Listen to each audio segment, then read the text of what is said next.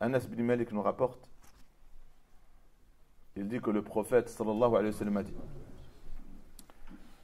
arrivera une époque. Le prophète sallallahu alayhi wa sallam, il s'adresse donc à sa communauté, vu que c'est le dernier prophète, il s'adresse à sa communauté jusqu'à la fin des temps. Arrivera une époque. Ya'ti ala nasi zamanun. Arrivera une époque où celui qui va tenir sabir, qui va persévérer et tenir à sa religion, dans cette époque-là, persévérer, tenir à sa religion, sera l'équivalent de quelqu'un qui veut attraper une braise de feu. Tu as une flamme et tu veux l'attraper. Ou tu prends une braise de feu et tu la tiens. Brûlante. Il a comparé les deux. Et on sait que, tenir et ne pas lâcher une braise de feu, la tenir, tu ne peux la tenir qu'en te brûlant les mains. Sinon, tu ne la tiens pas. Tu ne veux pas te brûler, tu ne la touches même pas. Mais l'attraper, c'est te brûler les mains. Eh bien, tenir à ta religion, c'est te brûler les mains. Il a comparé les deux. Il a dit, il y aura autant de douleur dans une époque de ne pas renoncer à sa religion, ça sera autant douloureux que la douleur de la braise sur ta peau. Vous savez, quand quelqu'un se fait brûler, c'est douloureux. Eh bien, le prophète, il a comparé ne pas renoncer à sa religion, tenir à ses principes, viendra une époque où ce sera comme ça. Le Coran, il y a une sourate qui s'appelle Al-Buruj, sourate Al-Buruj. Dans cette sourate, la moitié décrit une époque passée. C'est-à-dire dans l'époque de la révélation, c'était une époque passée. Les exégèses disent, c'était au Yémen, 70 ans avant la naissance du prophète Mohammed sallallahu alayhi wa sallam, où il y avait des chrétiens. C'était les disciples de Isa ibn Maryam. Aujourd'hui, on les appelle les chrétiens. Je ne sais pas comment on les appelait dans l'époque, avant la venue de Mohammed sallallahu alayhi wa sallam, mais c'était ceux qui étaient sur la voie, avant la venue de Mohammed sallallahu alayhi wa sallam, c'était la voie de la vérité. C'était eux qui portaient la vérité et qui suivaient la dernière révélation, le dernier prophète. Et ce roi-là, c'est long, le hadith il est long qui décrit ce roi-là, et il y a deux versions très longues qui décrivent l'époque, mais juste pour vous dire le pourquoi de la révélation, c'est qu'en résumé, quand il a vu que des gens suivaient Isa ibn Maryam, et que lui, il disait, il n'y a pas de Seigneur à part moi, il a fait faire un grand fossé, il a fait faire l'Ukhdud, il a fait faire un grand fossé, un énorme fossé, il l'a rempli de bois, ils ont allumé un grand feu, et après ils ont mis des assises autour, et lui et son clan, et il y avait un spectacle. C'était quoi le spectacle? C'est d'amener tous ceux qui croyaient en Jésus, fils de Marie, tous ceux qui croyaient en lui, c'était de l'éprouver. C'est de le mettre, vous savez, comme dans les piscines avec l'endroit où on se place pour sauter, il le mettait, il y avait le feu juste en bas, il lui disait, tu as deux options. Ou tu abandonnes ta religion et on t'épargne de ce feu, ou tu nous dis que tu ne renonces pas et tu te jettes. Il y avait une moyenne de 80 personnes qui ont été éprouvées. Et plus de 70 n'ont pas renoncé et ont été jetés dans le feu.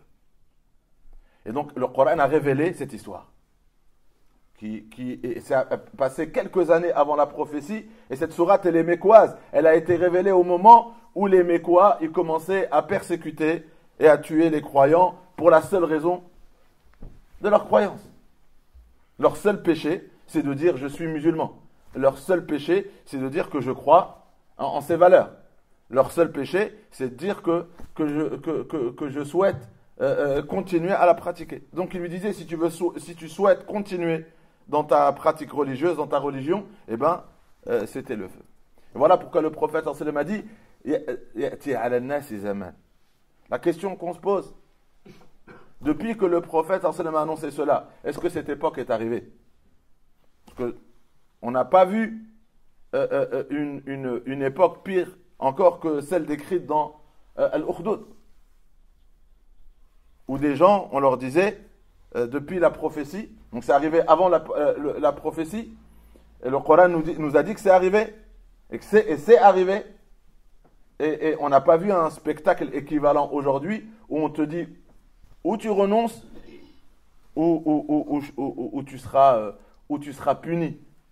Où tu seras puni, et là, dans l'époque, c'était par le feu, et aujourd'hui, tu seras puni par quelque chose.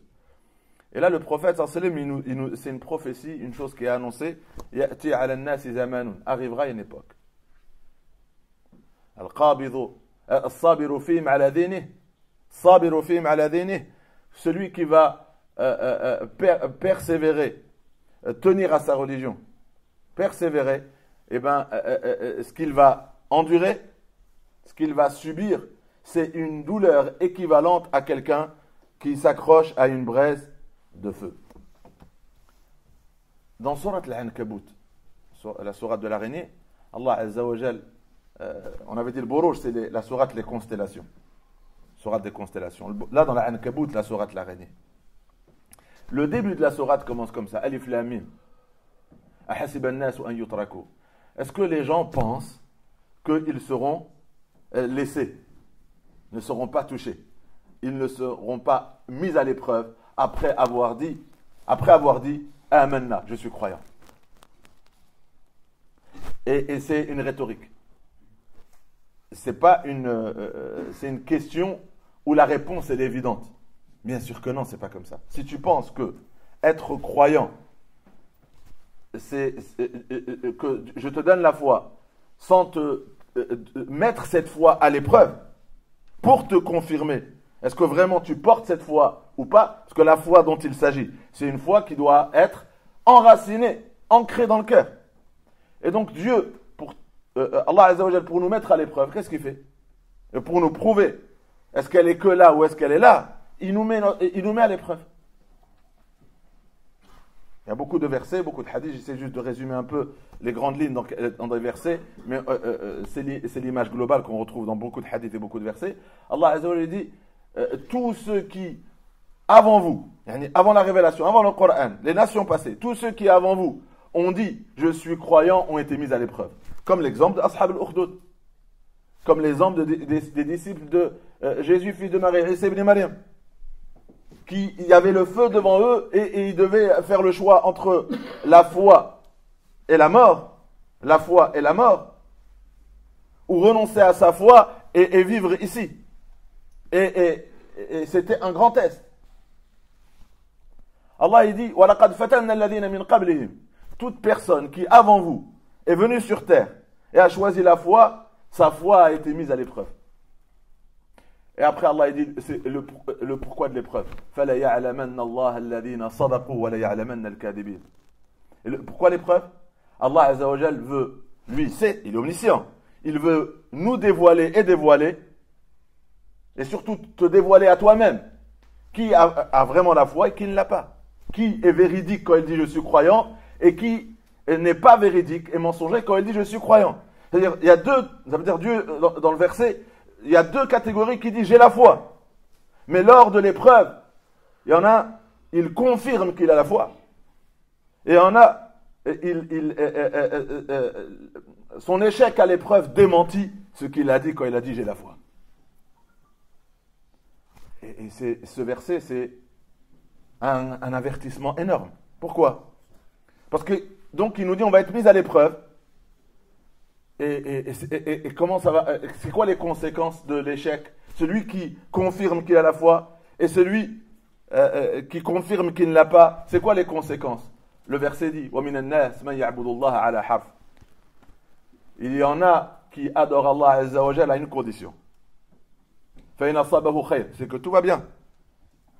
Moi je suis croyant tant que Tant que à dire que je suis croyant n'a pas de conséquences.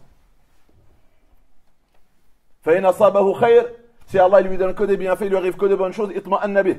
Il est tranquille, il dit j'ai la foi. Mais dès que sa foi est mise à l'épreuve, وَإِنْ أَصَابَتْهُ فِتْنَةٌ, quand l'épreuve arrive, انقلب على وجهه. Inqalaba, c'est quoi? Il tourne sa veste.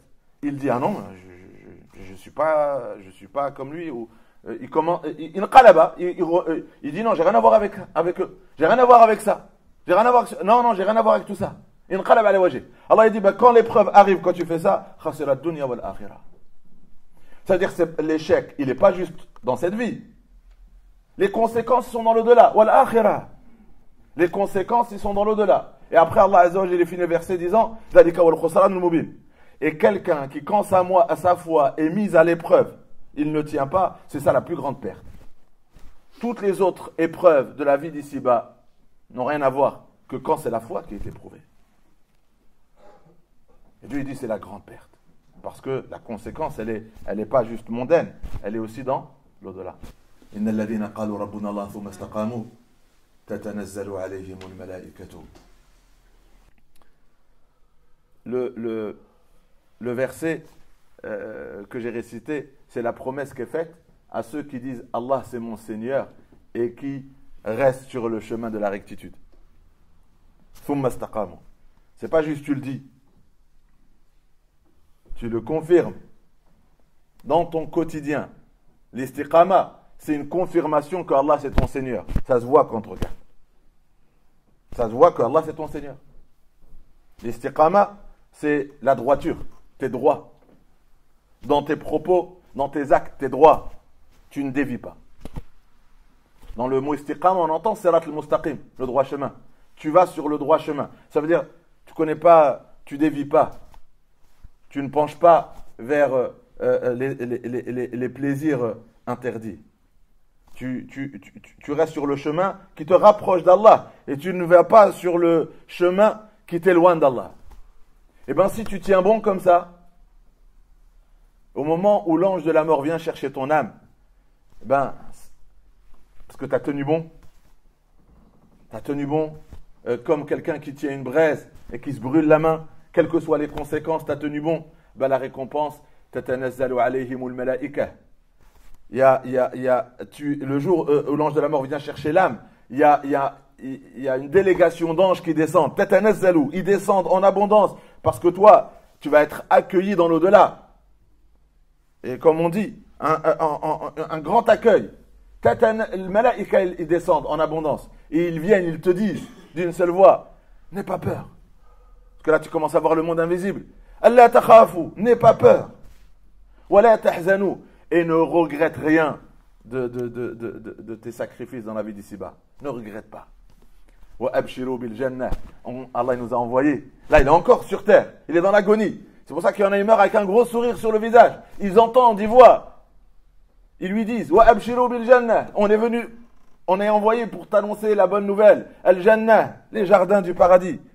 Alladhi kuntum tu'adun, qu'Allah t'a promis. Nahnu awliya'ukum. Maintenant, on reste dans ta compagnie.